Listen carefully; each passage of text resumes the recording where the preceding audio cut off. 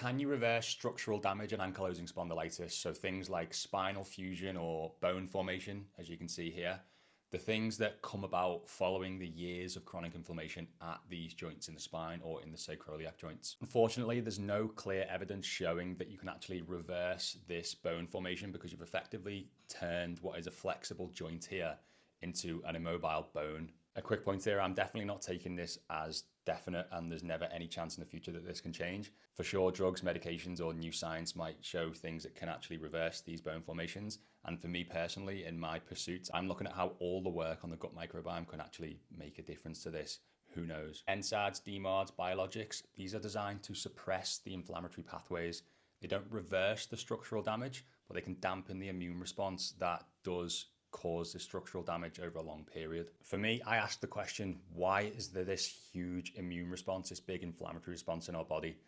For me, I'm pretty sure a big cause, or perhaps the sole cause, is your gut microbiome. It's the bacteria in your body, bacteria in your gut. And how did these bacteria get here? Well, not just by luck or chance. This is from lifestyle, from diet. This is everything that I look to focus on, as well as how we can shift this bacterial microbiome, how we can restore the natural defenses that look after and keep in check these bacteria.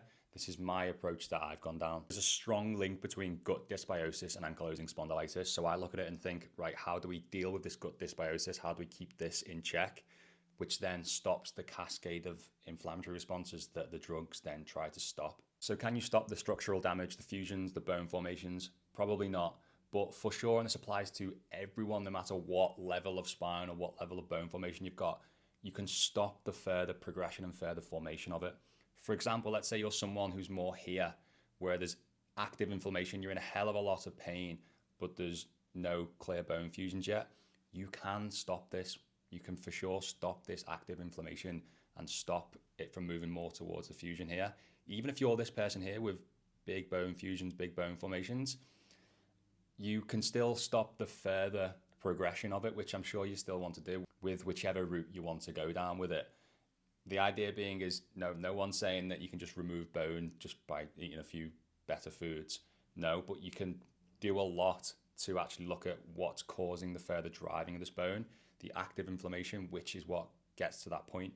So when you say reversing ankylosing spondylitis, you might not say, I'm going to just reverse the bone formation. You're more talking about, I'm going to reverse the inflammation level from being high to low, reversing it, taking it back down to where it came from. For me, that's definitely what you can aim for. And don't let anyone tell you otherwise, to think that, well, it's nothing I can do about it. It's just damage that's done and let's just crack on with